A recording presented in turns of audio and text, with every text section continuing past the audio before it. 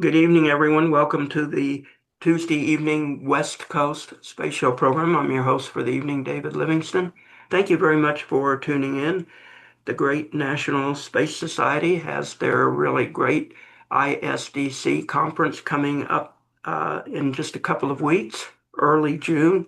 And this program is focusing on ISDC. There's still plenty of time for you to register, to go, to even get a flight to one of the multiple airports that serve the area. But you'll hear all about that in just a minute from Rod Pyle, who you all know through National Space Society at Astra and more. Aggie Kobrin, who runs the whole thing like a genius. Unbelievable. If you have not been to a conference run by her, you've not been to a conference. And Dr. Sherry Bell, who participates, I think it's on the board, is what it's called for NSS. And Phil, are you on the board too, or an No, advisor? I'm a track chair. That's what I am. You're a track chair for ISDC. Yeah. And they're going to tell all of us what is happening at ISDC. Some amazing speakers, given that this is in the Beltway and it is sort of a political season. Um, so why don't we, and we have one more person coming. I'll let that be a surprise and we'll see if he actually shows up and hopefully he will. One of our favorite space show guests, besides being with NSS and SETI and NASA Ames and Mars and a whole lot more. Aggie, what's happening to ISDC this year? And welcome back to the program. Thank you, David. Lots is happening. We've got an exciting program coming up. It's in the Washington, D.C. area. It's actually McLean, Virginia, which is about 20 minutes, 30 minutes outside of D.C. And I'll tell you all about the airports nearby and transportation as we move through this. But it's going to be an exciting event. We've got great speakers, lots of astronauts, folks from NASA, and all of us are really excited about this. It is in the Washington, D.C. area, so it allows us to do some things that we would not be doing elsewhere. And it's 4 days of lots of activities. We've got about 400 students registered already, planning on coming from all over the world, many of them from Eastern Europe and India and various other countries. And we're just really excited. Lots of tracks. I see some track chairs on the call now. Lots of tracks going on, sessions going on, and keynote speakers. And Rod and I will go through some of the keynote speakers as we move along. Where do most of the students come from this year? Probably about 50-50 from Romania and from India. We have a lot of students that come in from India, more and more from Romania. I think they're going to start outnumbering them, but we also have students from the UK. I know we've got some coming from the Philippines and Indonesia. They were prize winners, so they're going to be there. Australia typically, Ireland typically, and hopefully a good number of US students as well. Um, Fabulous. So, how does it start out? What happens? Kind of give us a rundown logistically. Sure. Well, it's the conference itself is Thursday, Friday, Saturday, Sunday, June 4th, 5th, 6th, and 7th. So those are the 4 days of the conference. The day before the conference, we have some tours going on. Um, we'll tell you a little bit more about that, but we do some tours. We do some preliminary events too. So if you go to the website, you'll see some of the things that will be going on Wednesday prior to the start of the conference. And then Thursday, Friday. Thursday, we start with the plenary in the morning. And then we break into sessions and we have lunch and dinner speakers. We'll run through all of those. We have lunch and dinner speakers on all 4 days. And we have a ton of stuff going on. Poster sessions with the students doing talks. We've got two tracks. One is for the adults, we'll call them, and the other is the student track. And there's a lot of activities that go on the different sessions at different times. So it is 4 days of constant activity. We keep you busy. There's lots and lots of people for you to meet and lots of opportunity to share. We're trying to do a fair bit of networking as well. We have receptions each day and we start out with coffee in our meeting, in our exhibit hall in the morning. We have several exhibitors and we go from there to the plenaries and into the sessions themselves and the meals. And then we have a big party Saturday night. We will have an auction as part of that, and we'll have a live band. Well, actually, no, this year we're having a DJ. We'll have a DJ there on Saturday night as well at the party. And we can go into some of the speakers. Rod, you want to say hello? Hello. You want to say Well, more than hello? sure. Let me give you a rundown of some of the premier speakers we've got this year. We have Jack Schmidt from Apollo 17. I think everybody who listens knows who he is. He'll be speaking. We have Jerry Griffin, who I've been working with on a book for the last 2 years, who was a flight director on all the Apollo missions and then the director of Johnson Space Center and deputy director at Kennedy and deputy director at what is now Armstrong and so on. The list is long. He's one of those people that makes you feel very small, not on purpose. Michael Lopez Alegria, chief astronaut with Axiom Space, formerly of NASA. Dr. Lindy Elkins Tanton, who's the director of Space Sciences Lab at UC Berkeley, but also the PI on the Psyche mission. So that's going to be exciting to hear about. Ooh. Artie Holamani, who you may not know by name, but she's the director of the UN Office for Outer Space Affairs, or UNUSA. So she's going to be there speaking with us and having some meetings. Jeffrey Manber, who I suspect is an old friend of the show, who was, back in the so-called false dawn of new space in the 80s, he was the guy that was actually doing an awful lot of stuff, including flying over the Soviet Union and hacking out deals with those guys. So he's a pretty incredible speaker. Bill Diamond, who's the CEO of the SETI Institute, is going to be speaking at one of our dinners. Science fiction author David Brin will be there to pick up an award. Is he getting the Clark Award, Aggie? Yes. Yes. It's Thank you, Sherry. Yeah, Sherry knows because she's the award maven. And Brin's a colorful character. If you've ever seen him speak or read his stuff, you know that he's a man of strong opinions. We've got a number of astronauts besides MLA. We've got Hoot Gibson, who's a former shuttle astronaut, Susan Kilrain, and Dr. Stephen Hawley, also shuttle astronauts. Everybody's favorite NASA watcher, Keith Cowing, will be there to pick up an award. Pascal Lee, of course, Isaac Arthur, our president, and Jim Green, former NASA chief scientist. And he's always a crowd pleaser. And then there's a couple dozen others, including Jim Bell and, Teviot Crichton. I could go down the list, but I think I've given enough. It'll be a good show. And plus, besides hearing these people talk, you get to meet them and ask questions and possibly get into a conversation. So it's a net win all the way around. Mm-hmm.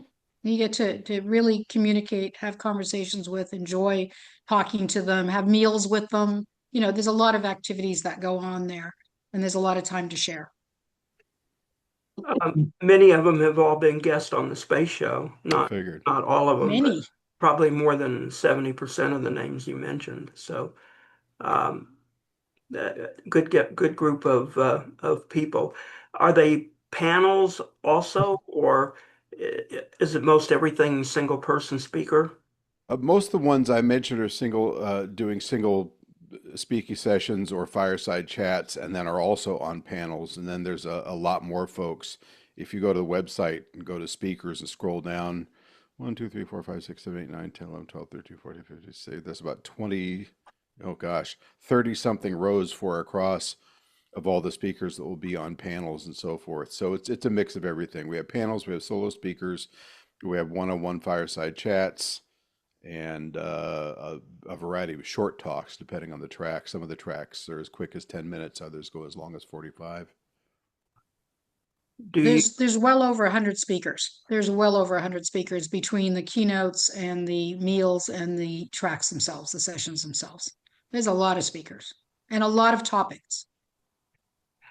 Given that you're in the heart of the Beltway area, do you have any senators, representatives, big name politicians that bother to come in and talk space with you guys, or do they stay away? We have invited a few, but we're not sure at this point.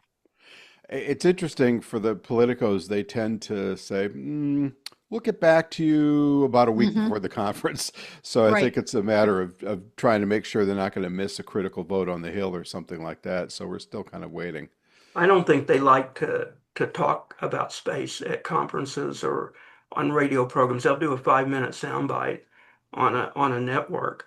But honestly, I've never gotten a political on a space show program, not once.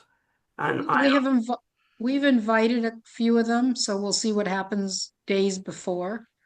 I'm hoping we do, but I'm not sure at this point.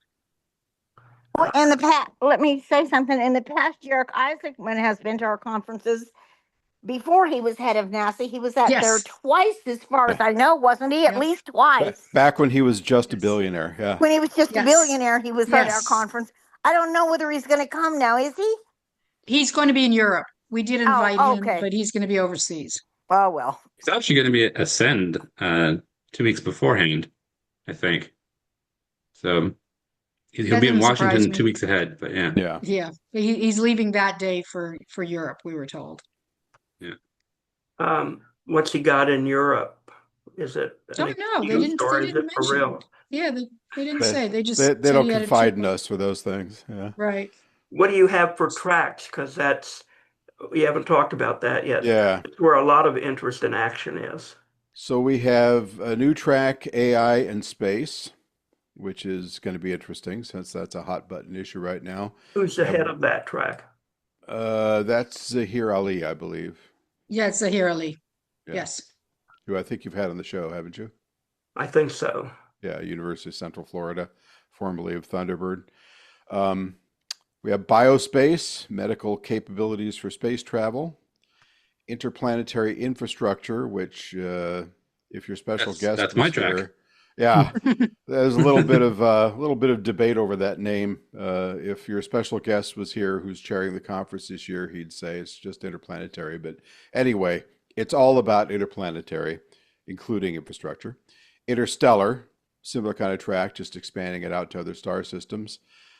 Living in space, which is kind of our sort of premier track for space settlement writ large.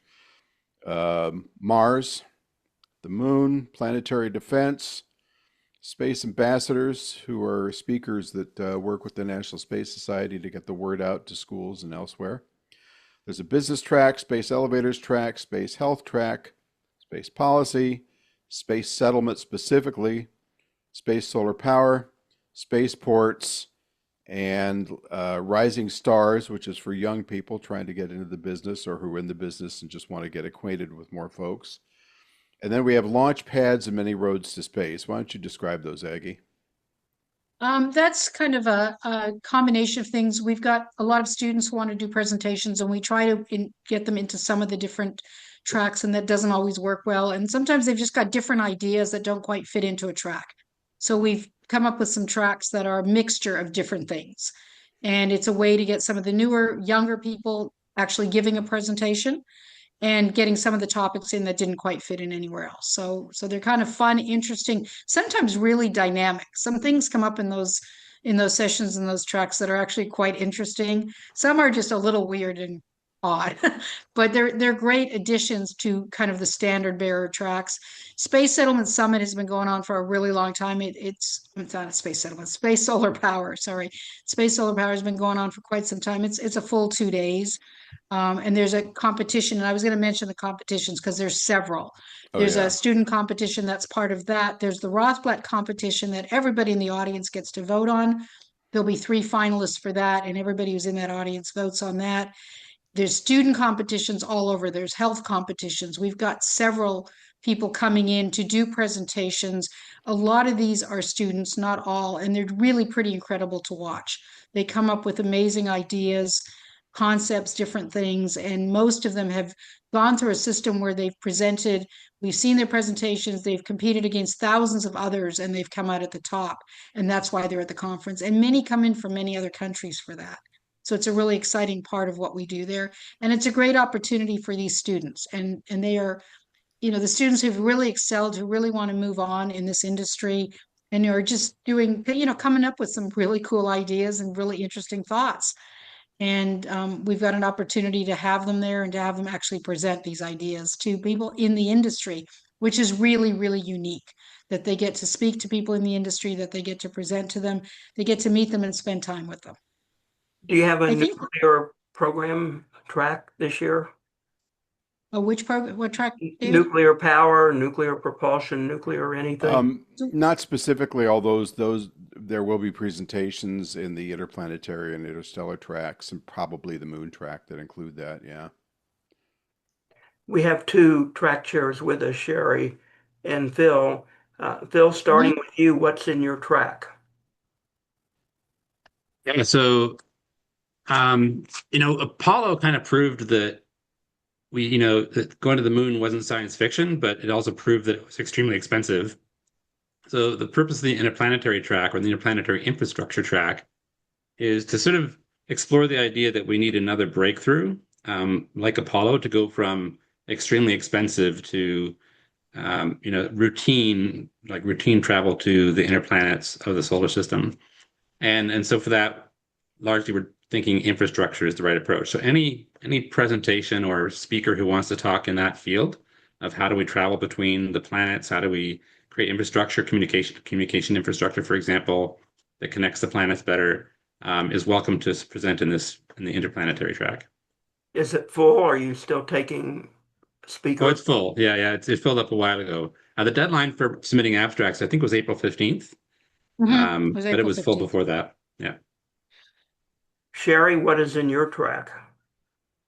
I have Jim Bell talking about the Mars Perseverance mission. Robert Zubrin talking about the case for Mars. I always have Robert Zubrin. You do. Always. Always. So I don't, he's not in the Mars track, he's in my track, and that's just because I wouldn't say I was a friend of his, because I'm not sure that he would say that, he would say that we were, but he certainly knows who I am, and he certainly attends my track, and we get along fine. And I think everybody that knows you is a friend of yours. Oh, okay. So, and then I have somebody who's really cool, who I've followed him for a long time, but I've never met him. And he's a professor emeritus at San Francisco, UCSF, I think. I believe he's been on your show, David. It's Nick Canas. Yeah, 3 times he's been on the show. Okay. Mill Valley, California. Yeah, he's wonderful. And I have Gretchen Green. She's a Blue Origin astronaut. And let's see. Oh, I have Logan Smith, who's also been on your show. Who? Dr. Logan Smith. He's a Yes. he's a psychologist who's interested in space. The cool thing about Logan is he came to the National Space Society through their website when he was an undergrad. And I picked him out of the whole abstract submission people, and I followed him all the way through, and he's just a fabulous young man. And he's got a promising early career going now. And I think you guys probably know him, but you might not know him by name. Dr. Logan Smith. I remember him. You do? Remember him. Yeah, he's a fabulous young man. And I Yeah. think that's a great success story for us as a group, as the National Space Society. And you notice about when Robert Zubrin presents in Sherry's track, I've noticed over the last few years that he seems to come with a bunch of new material, and it's usually really interesting, like a historical exploration of what happened in the past and how it relates to our humanity's expansion into the solar system now. It's always like really interesting new material I find when he presents at the ISDC. When he presents on all the podcasts and stuff, I've usually heard what he said before in some sense, but never at the ISDC. It's always new. And he always attracts a big crowd. Have you noticed that?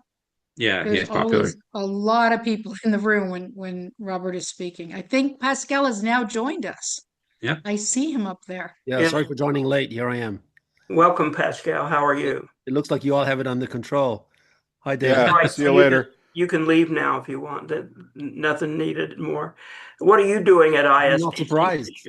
What are you up to at ISDC this year? I'm co-chairing the conference with Rod, and we're just very excited about the new tracks that you might have heard of. I mean, did we discuss the interstellar track and also the? Yeah. We did. We didn't discuss them, but we mentioned them. Yeah. Yes, we mentioned them. You can tell more about Right. them. You can talk more about Well, I them. mean, interstellar track was one of the things that I thought was missing at ISDC. Now that interstellar probes are taken seriously as a possibility. as a programmatic possibility. And then there's also interstellar propulsion technologies. There's also now a discussion of the role of AI. Actually, there's a track called AI and Space, but there's also within Interstellar the discussion of the role of AI and android robots in future interstellar travel, enabling that. um, so, and SET, not to mention SETI, of course, the search for extraterrestrial intelligence and the search for technosignatures, but also the UAP phenomenon and, what kinds of serious studies and consideration could be given to those. So this is all part now of the interstellar track. And We I'm just actually very talked happy. about that a little bit before. We were talking about SETI and a little bit of all that's going on in that world and how much it's attracting people these days. Yeah, yeah. Are you chairing that track, Pascal? I'm co-chairing it with Isaac Arthur, the president of the NSS, and I am also chairing the Mars track this year, where we have actually a record number of contributions and speakers. And within the Mars track, we'll have also a panel during which we'll discuss the practical steps between now and making humans to Mars happen. Considering the situation with Starship and all kinds of other factors, including at NASA. And then of course you've mentioned, of course, that we have Jack Schmidt as one of our guests this year, hosts. Well, that we're hosting him, and we're very happy to have him because this is the year where we are returning to the moon with Artemis 2, and we thought it was fitting to honor Jack with a new award. It's called the NSS Apollo Legacy Award, and the awards committee, chaired by Isaac Arthur, but also with Sherry Bell, who's I think online here. We've all come up with this, worked out the details of the award. But anyway, it's the first awardee. It will be Jack Schmidt, but in future years, this award will be given out to astronauts, individuals, or crews who will do work on the moon or Mars down the road. And in some sense, it's a way of honoring the Apollo legacy by awarding this award to future crews and humans who will be doing all the dirty work on the moon and Mars. So we're all very excited about this whole. I mean, I am at least, about having Jack Schmidt join us, and I mean, he's one of the very few Apollo astronauts who walked on the moon, who are still with us, and we're also curious to hear what he thought about the Artemis 2 mission, whether it brought back good memories, and any specific thoughts he might have about Artemis 4 moving forward. Interesting. Is anybody still have room in their tracks, or is everything still all full now? Pretty much everything's filled up because we actually have to get the program guide in this week. So we are at the very tail end right now of getting all of the everything in. There's a little bit of room left in Many Roads to Space if something really interesting came up, but it's already tight. I was going to mention we had more abstracts submitted this year than we've ever had before. It was many hundreds. Which was really interesting. I mean, they just kept coming in and coming in and coming in. And as many as we could get into the program are in the program of the ones that were accepted by the track chairs. And then Mike tries to get several others into some of these extra tracks, like Many Roads to Space. So that way we're covering some topics that may not be exactly what's in a track or a track session. But hundreds. I don't have the exact number in front of me. I was trying to find It's it here, about, but I think, 280 at this point. yeah, I was going to say So about 300 came in we're this able to year of accommodate about submissions. half, Yeah. Right, a little less than right. half.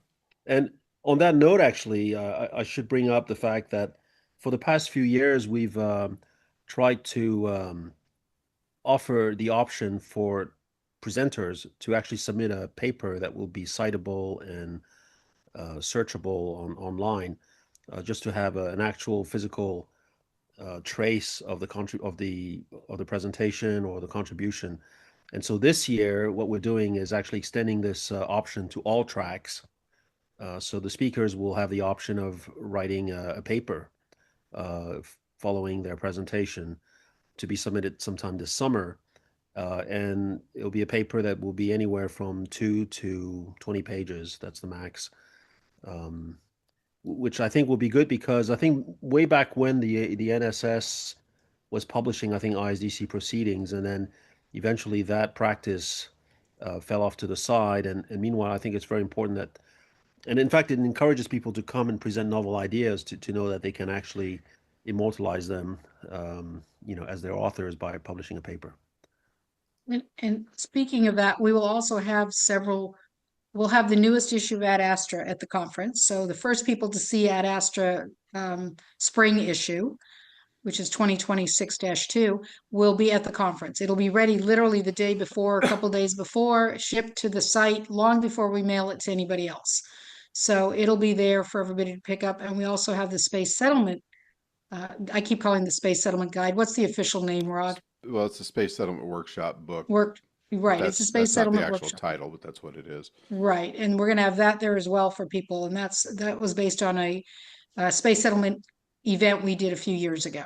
It's based on a NSS NASA NIAC workshop that we did together. Yeah. That will be there as well. Is there any streaming of any of the conference if people can't go for one reason or another? Can they get copies of the audio copies of the presentations? Is that there will not be.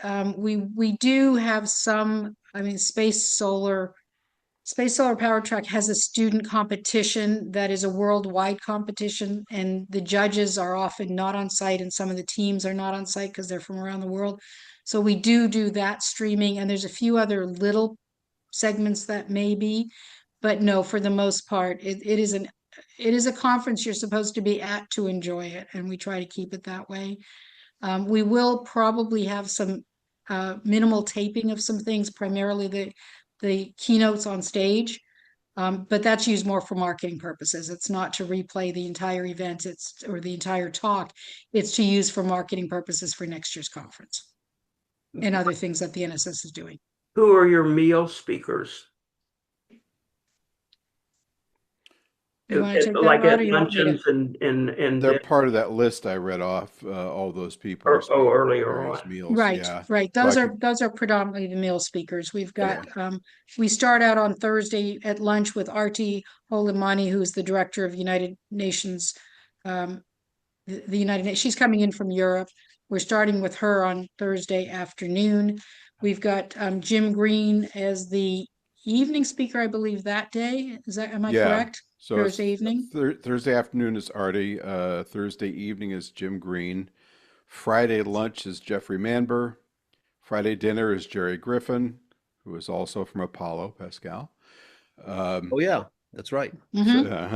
Saturday lunch is Michael Lopez Alegria.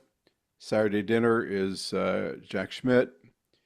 Sunday lunch is Lindy Elkins Tanton, and Sunday dinner is Bill Diamond of SETI. So it's a full thing. Do some of you sitting in the room have any questions? Have you been to ISDC? What stands out to you? Nobody wants to speak? Marshall? Marshall always has something to say. Usually. You're muted, He's Marshall. usually your first caller. Yeah, he's looking for the button, I think. Your sign language, Marshall.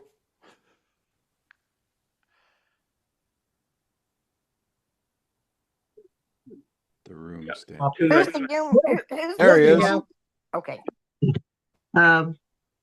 I have my major interest in living in just deep space and the types of space stations that people would be living in, very much like the high frontier. And I'd like to know, in general, how I presume it's a very high number of people that think the high frontier is the Bible of living in space versus, the new people that are going to be digging caves in the moon and mining the moon versus the Mars people, etc. It seems to me that it is still the basic starting place for getting people into space. Pascal? Well, I mean, I can't speak for everybody here, but from my perspective, I hold the High Frontier book as a very visionary, book. I find it to be, of course, lacking or not, at least not focused on providing technical details. But otherwise, in terms of sharing a vision that is plausible and desirable, it's a wonderful book. And I don't think anything can change this about its historical, value and position. But I think what always what always bothered me was sort of how do you go from the ISS or something like the ISS, where every element is launched on top of a rocket that can only carry so much at a time. How do you go from that to, a giant spinning city in space?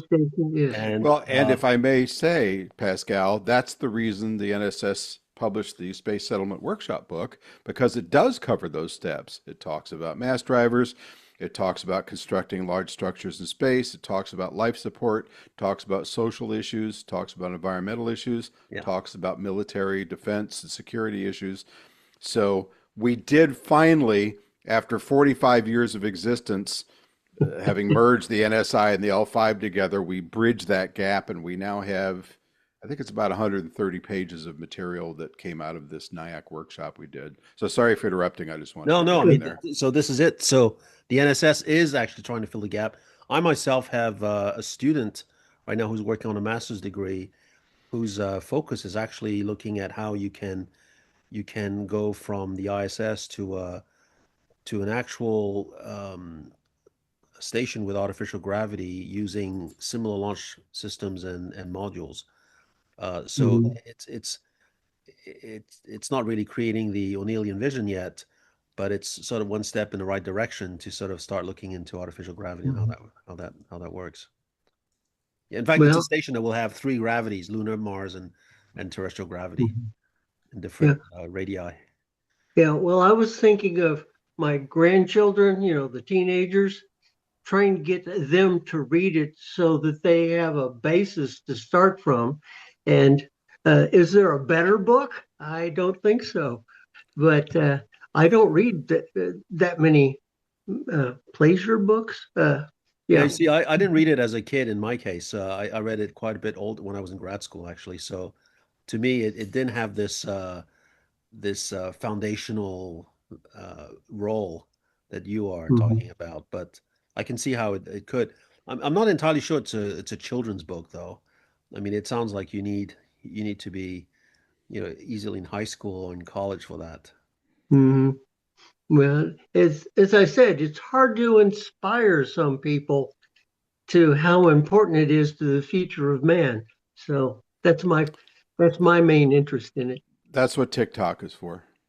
That's right. I was just going to say that's what TikTok is. See, that's interesting you said that. The reaction we get for a lot of people, and I'm not the biggest fan of social media. I rarely doom scroll, but it is the gateway drug for everything we do, along with UAP studies and a few other things. But social media is just such a hook. We just opened a channel on TikTok, and we've got in our first 4 days, I think we're up to almost 20,000 views, which is a lot for a new account, and it'll grow.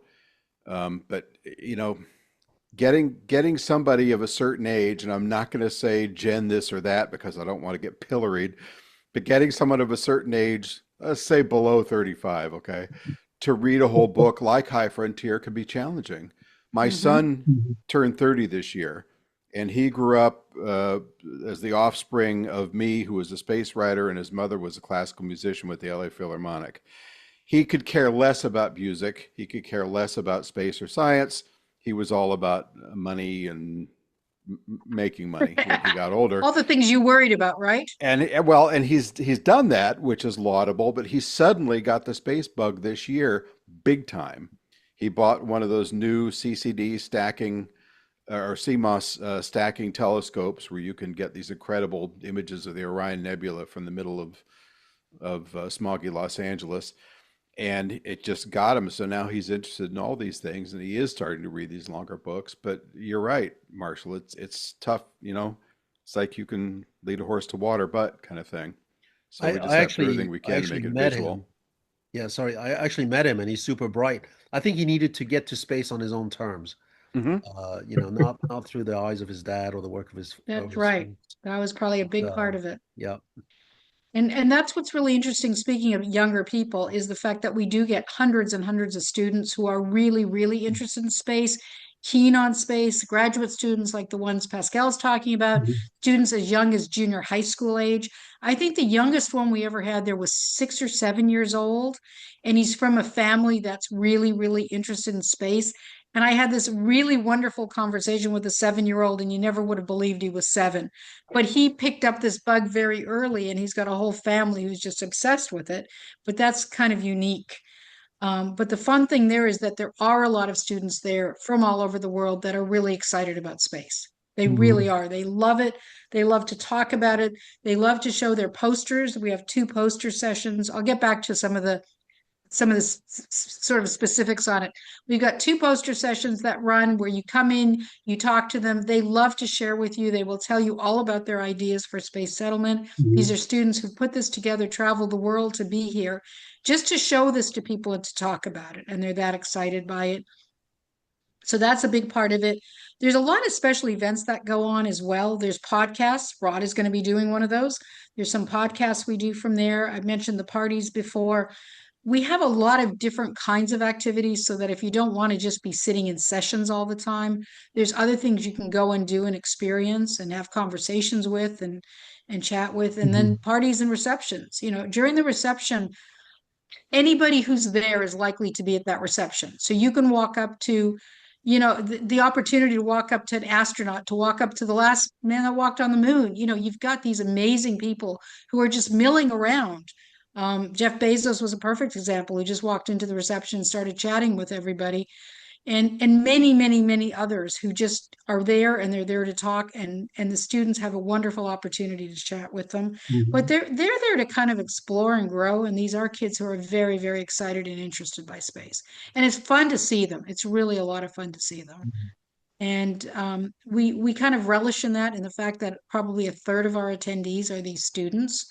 So if we've got 1,000 people there, we usually have pretty close to 400 and change students that are just, it's exciting to watch them. It's fun to talk to them, and they're interested in all of this. Rod's the same. My kids were never interested in space. We have one that works with us there, and he helps out a lot, Mitch. But boy, ask him questions about space, he probably won't be able to answer them. And his degrees in accounting and finance, where did that come from? So it's kind of interesting, the whole scheme of how this comes together. I also want to mention where it is, because we haven't really talked about that. It's at the Hilton Hotel in McLean, Virginia. I mentioned it's 25 minutes by subway. Who knows by car, depending on traffic and rush hour. But it's in the outer rim of Washington, D.C. It's halfway between Dulles Airport and DCA, Ronald Reagan Airport. So you can actually fly into either one of those airports and be there within half an hour or so. Everything's on the subway line there. You can take the subway from either airport to within pretty short distance of the hotel. And there is a shuttle that goes from the hotel to the subway line. We don't pick up at the airports, but we do have the shuttle from the airport, from the hotel to the subway line. So that makes it easier for people who want to do that. And there's plenty of Lyfts and Ubers in the area. I take them all the time when I'm around there.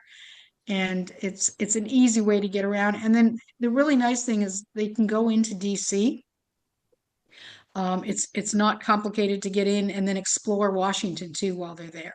They've got an opportunity to go to all the museums, including the Space Museum. And Rod, you have to help me out with the name of the other museum that's by Dulles Airport. Varhese Center.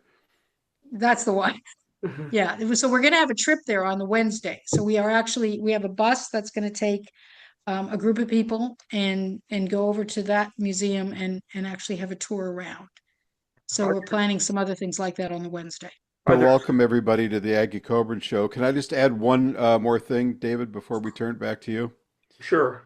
Um, we've gotten some video messages and in conversations talking to some of the young people that have been coming over the years involved in various competitions.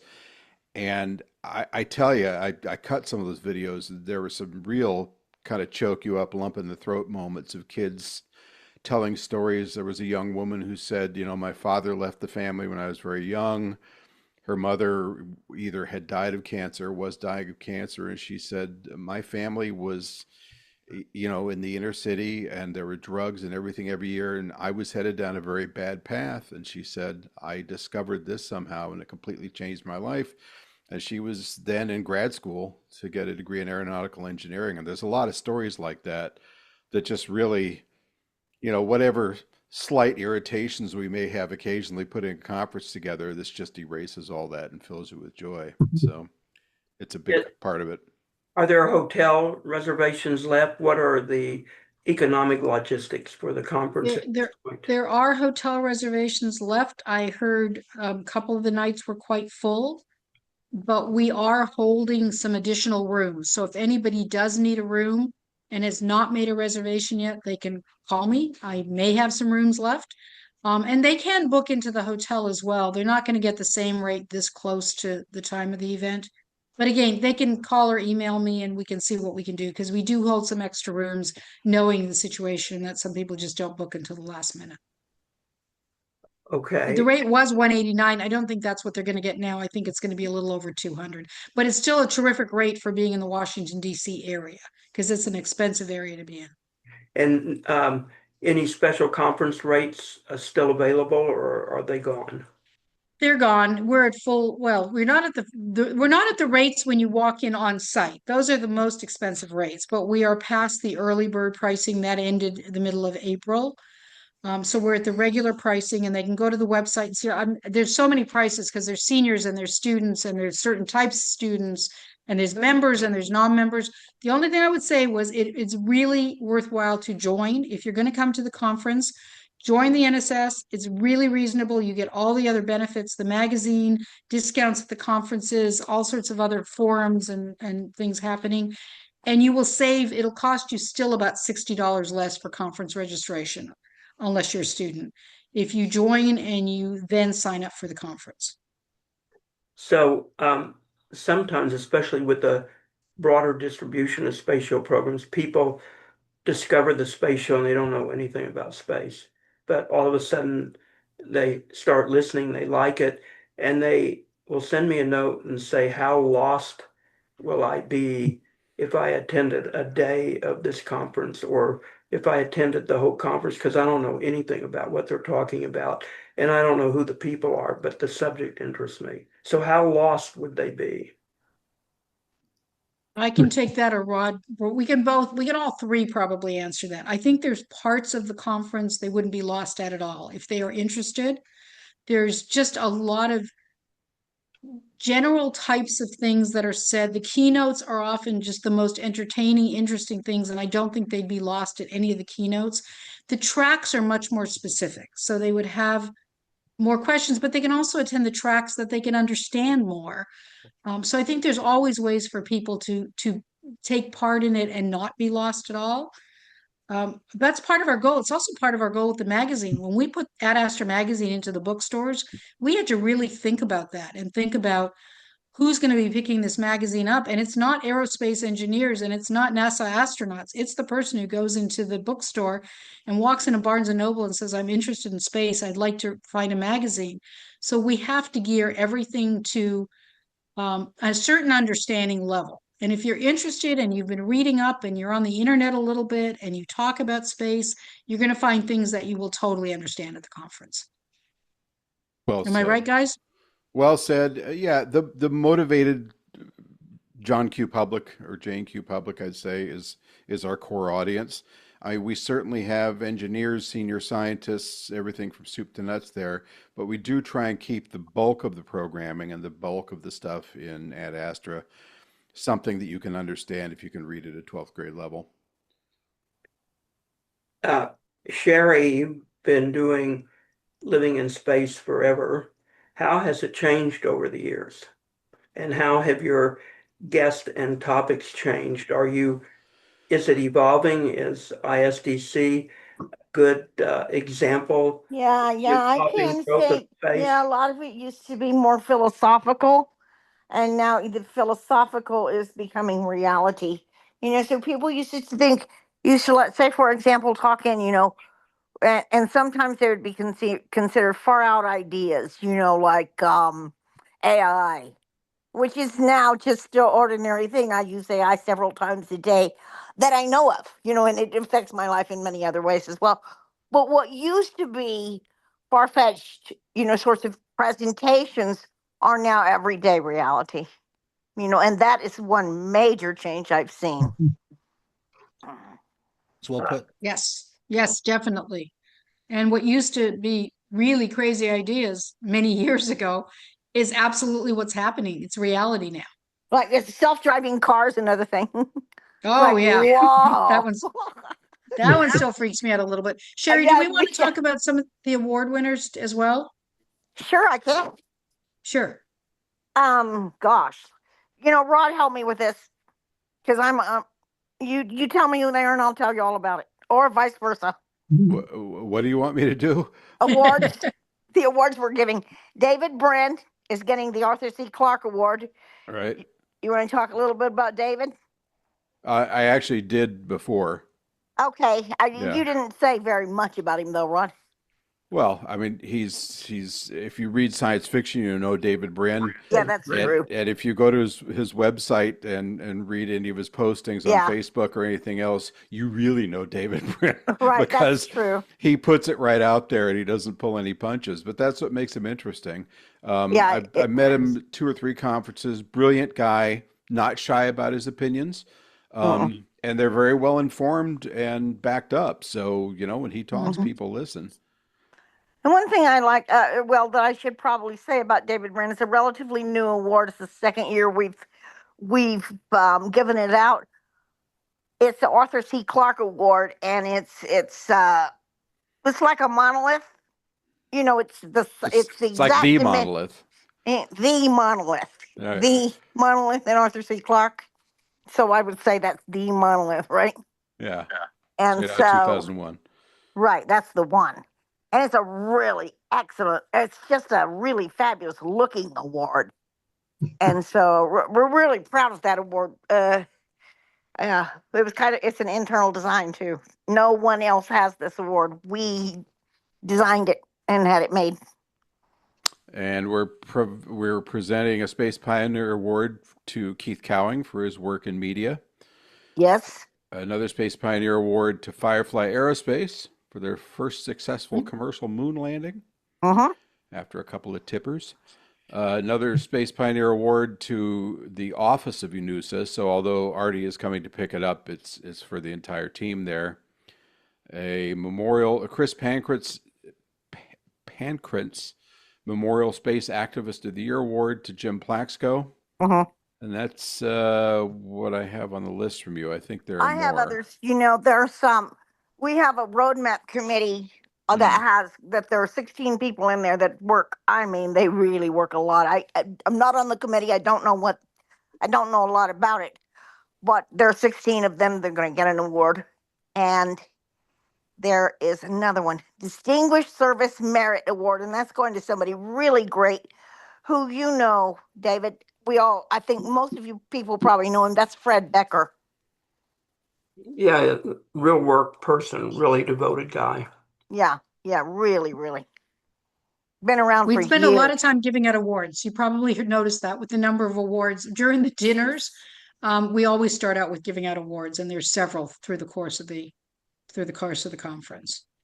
And that's a really nice part of it too, that these people are recognized. And it's not always just the big, oftentimes it is, big players in the industry that are recognized, but we also like to recognize a lot of other people. And I think Pascal already mentioned the award going to Jack Schmidt. Do you want to say anything more about that, Pascal? No, but on the earlier point, ISDC, in terms of who should attend it, even people who are not necessarily specialists, ISDC is my favorite conference. I attend a lot of conferences. ISDC is by far my favorite conference because it really is all encompassing about space science, space exploration, space settlement. It gathers scientists, um, NSS members who are simply space enthusiasts, um, astronauts, industry, people who are in the space industry, in the military as well. I mean, it's really a very unique opportunity each year to bring together so many people. And I think certainly the track chairs, at least I give the instruction or suggestion to all the speakers to keep it accessible. And certainly there's a Q&A period after each presentation. And generally the presentation don't last very long. So even if you're lost in one, it'll last about 10, 15 minutes, and then you're on to a next presentation. So and of course it's an incredible networking opportunity, not to mention all the students who come from all around the world to attend this. So I just love it. And I think not because I'm a scientist, I don't attend ISDC as a science conference per se. I attend it as a space industry, so in a broad sense, space community conference. Yeah, and as our webmaster likes to say, he's a recent convert as well, very bright guy. He said, ISDC is where I found my tribe. And there's lots of listening going on, but it's also the place that if you want to talk about space or Star Trek or whatever is your vibe, people don't glaze over and start looking for the nearest door to get away from you. It's a place where you're going to have a lot of camaraderie in the subjects and that you have passion for. Yep. Pascal, I promoted that you were going to be one of the ISDC speakers tonight on this program, and I got a note from Todd in Albany, New York, and says, ask Pal to level with us and give us the TRL for today and a couple of years from today for humans going to Mars, surviving the trip, and coming back alive. The TRL. Well, the TRL scale, which means the technology readiness level. Yeah, can they get there alive, do something, get here back? Can we do that today or not? So conceptually, yeah, on paper it works. We just don't have all the systems, and especially the key thing about going to Mars is to have systems that are reliable enough to last the round trip, which last time I checked will last anywhere from about 600 days to 900 days, so up to 2.5 years basically. And it's not that we don't know how to create a life support system. It's just that it's another thing to have enough redundancies and robustness in the designs to make these things not fail in 2.5 years without resupply from Earth. The ISS is constantly under repair, maintenance, resupply from Earth. And that's not a criticism of the ISS. It's the first station we have. The first big station we have. If Skylab was again, like Apollo, a bit of an anomaly in its era, but ISS is sort of the real first big assembled station that we have at least on the U.S. side, and it's not without its weaknesses, but it's near the Earth and it's very well managed, and people are kept alive. But you can see how every now and then you have to bring somebody back in an emergency, and none of those options exist for Mars. So that's not to say that we will, that we could not go to Mars. I think that if we had a dedicated program focused on that and threw in enough resources, and somehow we're in a position where we could somehow ignore the moon for now, which we cannot. So this is a pure hypothetical. I think we could get there within a decade to a dozen years. But Starship, incidentally, is not the way to do it. Starship, in order to do a round trip, has to refuel on Mars, and so you need ISRU not just demonstrated on Mars, but because lives will be at stake, right? You want to fly people back. You have to have ISRU operational and fully mature. The TRL of an entire architecture is the TRL of the weakest link. That's sort of the strength of the chain is the strength of the weakest link. So right now, ISRU's TRL is very low. It's TRL 3 or 4 sometimes. MOXIE, which demonstrated the production of oxygen on Mars on the Perseverance rover, you can argue that that's at TRL 8. I mean, it worked at the level of a demonstration instrument, but it produced 200 grams of oxygen. Yeah, infinitesimal amounts. So, the principle's there, but it's, you need to stockpile oxygen and hydrogen on Mars, or oxygen and methane on Mars, and keep them there in order to refuel the Starship. So until we get to that point, I'm not. The way I think of Mars is that we're going to see a lot of robotics step in practice, especially now with AI and robotics and Android robots being combined. So I wouldn't be surprised if there was a whole phase during which a lot of the high risk surface work was done by Android robots, which are not quite ready this minute, but within a decade or so, we'll probably be there with artificial general intelligence and Android robots. And so, this is sort of the other issue with going to Mars, which is it used to be that it was a relatively clear-cut picture as to what you needed to do to get there. But nowadays, with technology evolving so fast in ways, technology that's relevant to a human mission, like robotics and AI, it's very hard to settle on an architecture. You have to really sort of go with where the technology is evolving, because even if you set your mind to go to Mars now, it won't happen for another decade or so, which is, still relatively optimistic. And in a decade, all of these technologies can evolve a lot. And of course, in space, we used to say, let's just fly something that's mature, and which is why the space shuttle's cockpit had, dials, and only eventually got cathode ray tubes and CRT displays. But for a while, it was sort of 70s technology that was being flown in the 80s and 90s on the shuttle, just because it was reliable and mature. But I don't think we can afford that now, to sort of fly, 2020s technology in a mission that's going to take place in the 2030s. I mean, that just doesn't quite work. So we might be in for a bit of a wait. We should focus on the moon, and then the time will come for us to go to Mars. So Todd had a second part to that question, which is Okay. probably shorter.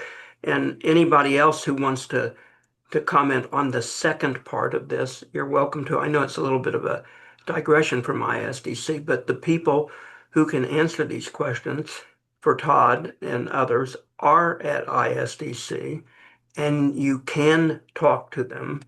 And this is where I learned an awful lot from Pascal. I used to sit in cafeterias with him at lunch, and back when I was writing my dissertation before the space show even existed, and he would tutor me on engineering and life support and other things, and Rod and all sorts of other people. But the second part of his, I anticipated you saying something like you said. That's his wording. Okay. But I want to know why the main proponents of we're going to go to Mars, we're going to do this, we're going to do that, why don't they speak truth to reality instead of BSing us with language that so many people know is not true and not reality based, and probably overall damaging for the goal of getting to Mars or anywhere else in space? Well, Todd has something on his mind that I can't quite read. I don't know what he's referring to specifically. I mean, Well, speaking truth, I I've would always just said going say to Mars is very hard. he Uh, might be referring to Uncle Elon and his postulations and hand waving about, oh yeah, we'll be there by 2017. It didn't work out.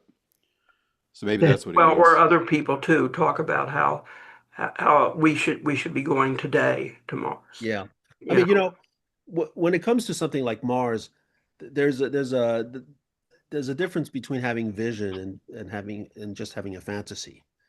Those are Well very different said. things. A vision is something where you're predicting you understand the pragmatic reality of, and the hardness of doing something, but at the same time you see it happening in the future, and when things come together, and allow it to happen. Fantasy is just saying, well, you can just go there anytime, and it's a matter of just throwing people together and having them. So I mean, uh, we are in this exceptional era where we have a private effort, which is SpaceX essentially, and Elon, who are in a position to actually pull something off like this, getting people to Mars. But at the same time, the scenario that has been presented so far is half baked. And then the other thing is it it it presupposes quite a bit of work ahead of time before it can actually become operational. And so that's not to say that it shouldn't be encouraged. It's just that it's it's it's a lot harder than just saying, well, let's throw some money at it and let's be there in 5 years. Yeah, there's a lot of one of the real issues you got to think about the Mars is that that is getting back. I mean, getting there, I think we've demonstrated the human factors good enough you could survive okay and get there, but to be there as long as you have to be, if you're doing these chemical rockets and Hohmann transfer orbits are very close to that, maybe a little bit sportier. It's such a long flight and reduced gravity. What kind of condition would the astronauts be in when they got back to Earth? I think that's one of the big objections. I mean, that's part of the objections. I personally think that that's the least of the objections, because they would spend quite a bit of time, at least in a conjunction class mission, they would spend quite a bit of time on Mars. So, that's more like having gravity than none. At least most people think. But yeah, I mean, there are big unknowns for those who first go, and that's for sure. And let me just bring up another issue, which quickly, planetary protection. All right, planetary protection. In other words, we should be concerned, of course, about us contaminating Mars, but not as much as being concerned about us bringing back some, virus from Mars. Many years ago, I had a chance to speak with Barry Bloomberg, who was the first director of NASA's Astrobiology Institute. Barry had won the Nobel Prize in medicine for the discovery of the hepatitis B virus. So he knew viruses. And I asked him, what are the chances of us finding anything on Mars that could really be harmful to us? I mean, don't viruses need to be somehow tailored to their host in order to do something bad to their host? His answer was no. No, viruses are omnipotent. They can be worse if they're tailored to their host, but they could still be completely lethal even if they were not. And so something as simple as a virus brought back from Mars could potentially, be very harmful. So, of course, now you're talking about probability, and Barry did not think it was a showstopper to send humans to Mars. It's just that we had to have a number of precautions in place, and in particular, flying when you fly the crew back from Mars. We were talking about flying them back. I think it's fair to require from the first crew coming back to Mars. I mean, after all, they've made history by being the first to go. We should have the requirement, just for the sake of humanity's safety, that they be, and life on Earth in general, not just humanity, that they should be quarantined for quite a long time. I mean, some viruses have latencies of years before they show up. So anyway, this is a big discussion, but just to point out that there are lots of things that come into consideration in planning a mission to Mars, and it's got to be done right. And I have to add in that these are the kinds of conversations you can have when you're at ISDC, because that's the fun part of it, is you can actually get into these conversations with Pascal and many, many other people. And that's why you want to be there. It's the networking, it's the conversations, it's just this really cool, these really cool things you can do that you can't do anywhere else. You can't go to another conference and have this conversation, and conversations very much like this. Had to throw that pitch in there. I was gonna add that I've been to other conferences besides ISDC, and I often find that at some of the other conferences they're very serious about everybody who presents has to be totally in some program that's working on optimizing the paint that's going to go on the the radiators that go on the backside of the space shuttle or something, or the ISS. And Every presentation is, in fact, legitimate science in space, but they can be kind of boring. At the ISDC, you're going to get more of a mix of more architectural type approaches, but they're not as well thought out sometimes. Some of the speakers and presenters do have ideas that have questionable physics in them, or components of ideas that might not pan out for many, many years, but other ones do. And you go in there, you have to accept that some presentations will be maybe not to your liking, and some will be really interesting and leading edge. And you find those nuggets in the ISDC where you don't necessarily find those in other conferences. Well, and if you do find yourself in a talk that you're not enjoying, you can always politely and quietly leave the room and go find one of 5 others that are going on at the same time. So you have a lot of options, which is a good thing, as opposed to a linear conference. And go ahead, Marshall. I was going to follow on what Pascal started to talk about, and that is the robots.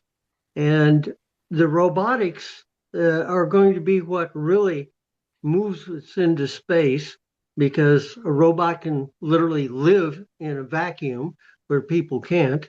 And that would be one of, I would think, would be a major track, but I don't remember any of you mentioning it as a track. In fact, even when I look at other conferences, I don't remember anyone having a specific track on space robots. Is that something that's in the future, or is it something in the present? I think it's intrinsic in the AI track, actually. Yep. I mean, that particular angle, you're right, Rod, is discussed in the AI track. So it's AI stands for sort of more broadly, not just the software, but the hardware as well. But in any case, the Mars track, for example, would discuss robotic stages of Mars exploration. And but your point's well taken. I mean, robotics is so big that it deserves probably a track of its own. We just haven't had that historically. It's been diffused through different tracks. But we need something besides, the human android, dancing and so on like that. Yep. I find that to be hilarious because it's not producing anything useful other than salesmanship, I guess. Marshall, if we're going to have a track like this, it requires a track chair. Yes. Somebody who's really interested in that topic. Somebody who's willing to go over to Elon's Optimus factory and do some auditions to see how they'll do once they're there. Well, I would love to do that. Yes, just to walk through where they're doing different kind of robots. But my first real robot was at General Dynamics, drilling holes in the wings of the F-16. So it's a robotic arm that just went like that. So, and then other manufacturing robots. So my view is probably wide enough that yes, that is interesting. You could do it. You could do it next year. Yeah, I'm just wondering how much. Who's going to fork up the $20,000 for me to pull it off? Figure out how to do it on a nickel. Not part of our budget, yeah. No, not part of our budget. So what I want to know is when ISDS is going to throw out a track welcoming space biologicals, now that we're hearing from members of Congress that they have solid information. We have non-human biologicals stored away someplace. You're talking about alien tissue, correct? Alien, or the maybe they're not tissue, but whatever it is. So I think welcoming to an ISDC, if you get the non-human biologicals to show, bring me their heads, would be a terrific pull for the conference. I don't know, maybe we could. That would be a very interesting pull, David. With that movie coming out called Disclosure, that would be a good parallel for us, Aggie. We should look into that. Speaking of which, do you have movies this year that you're previewing? No, we do not have. We don't have a film night or anything like that this year. Okay. No, but we probably will next year when we're in Los Angeles. That tends to happen in certain marketplaces, and LA tends to be one of those marketplaces. Is that at the Sheraton again in LA or something? Yes, next year it is at the Sheraton Memorial Day weekend. We move back to Memorial Day weekend next year at the Sheraton. I also wanted to mention the website because I don't think we've mentioned it yet. No, we haven't. No, we No. haven't, but It's always isdc.nss.org. And if you go to the NSS site, there will be a banner that will lead you to isdc.nss.org. And there is a ton of information on there, on the tracks, on the keynotes, on anything you can imagine, lots and lots of information and the way to sign up for any of these. There's day rates, there's rates for different parts of it, there's meal signups, and then there's registration for the whole thing. And as mentioned before, students have special rates, seniors have special rates. Locals in the area will have special day rates. We're just posting those. And if you've got any questions, we're always here to answer them, right, Rod and Pascal?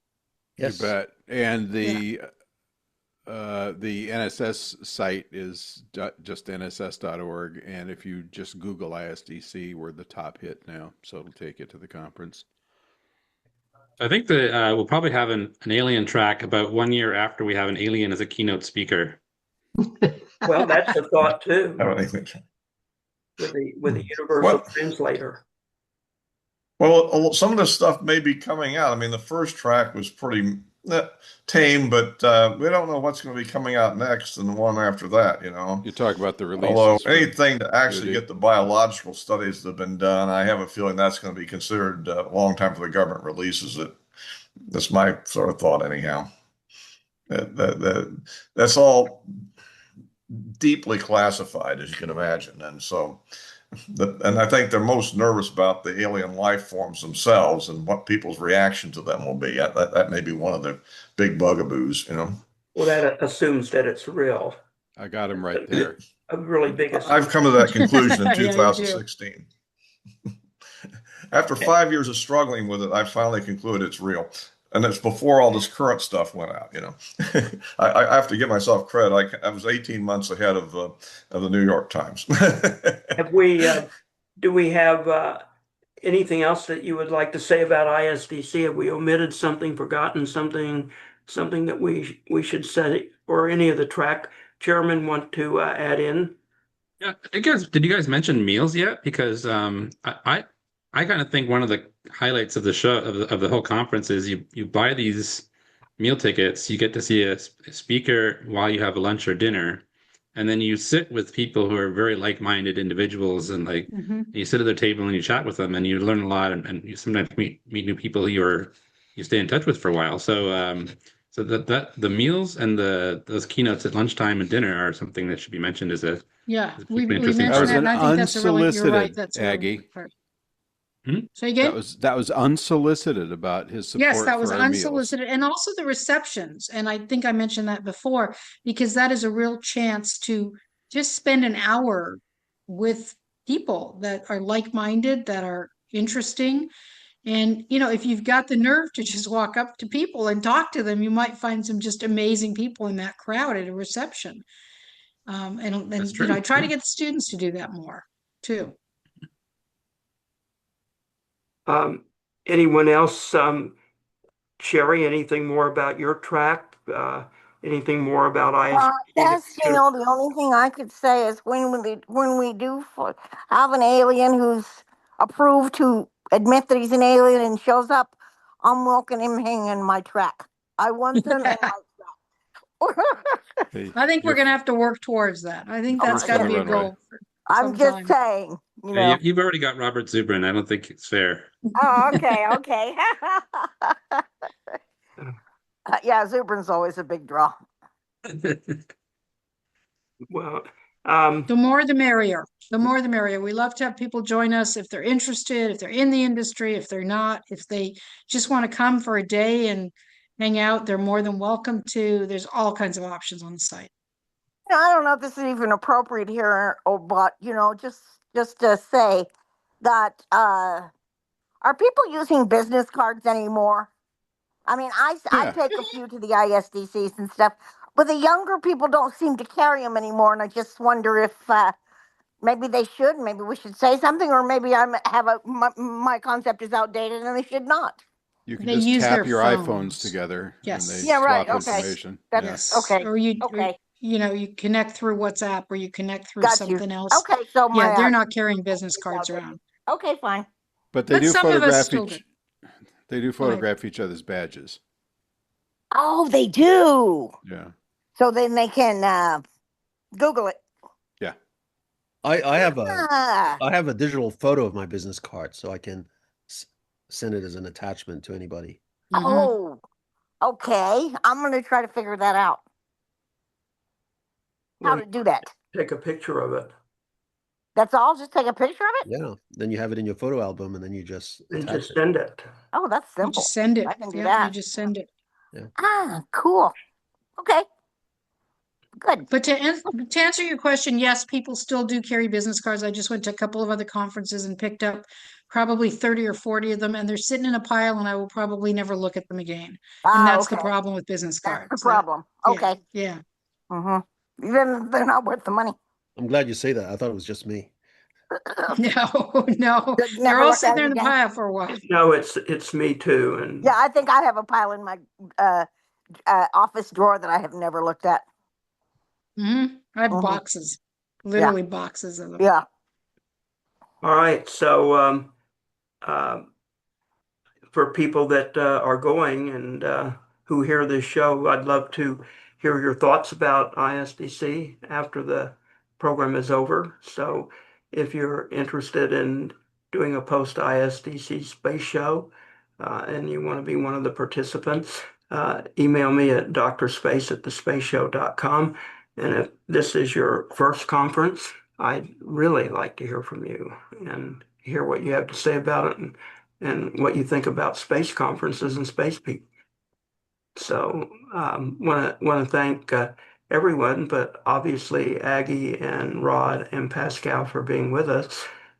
Any final comments from any of our guests or participants? All right, happy Tuesday night, as they say. Keep looking up, and I will miss all of you greatly, but it is a big birthday for me that I'm doing a family gig for. So I chose that over going to Washington, D.C. area. Yeah, I was going to say, next tell them more about it. It's a huge thing for David. Tell them about it a little bit, No, David. because it may leak out to people that I don't want to know about it because it's a bunch of surprises. But I mean, people okay. know it's my 80th birthday and I planned a bunch of special events Yeah. for it. But Rod, I will say this. What instrument did your wife play for LA Philharmonic? Cello. Cello. Okay, well, that's close. I will say that I have fulfilled a childhood ambition, and with the help of 4 AI programs, an unbelievably open-minded young UCI, that's University of California, Irvine, music professional, been able to play without any experience whatsoever a violin symphony that I absolutely love, and we will leave it at that. And she got me to play it in 4 months without knowing anything about the violin, except I can tell you what a violin is versus a cello versus a viola. So I have great respect for string players now that I have endeavored into this world for 4 months. Um, so we'll see how that goes. If my kids dare to record it and I don't flub it, they might put it up on one of their social media sites. I don't know, but it won't sound like anyone at the LA Philharmonic, that's for sure. But Happy birthday, David, and we will look forward to having you in LA next year. yeah, I'm already looking forward to it and hoping that all of you will be there and more. So everyone have a great conference. Keep looking up. A great rest of the month of May and early June. And we will look forward to hearing from you after the conference and tell us all about it and We will meet some come new people back for and do Space that. Show guests. Good night from Aggie, Rod, Pascal, Sherry, Phil, John, and Marshall. Once again, good night from the space show, everybody. Thank you, everybody. Good night. Good night.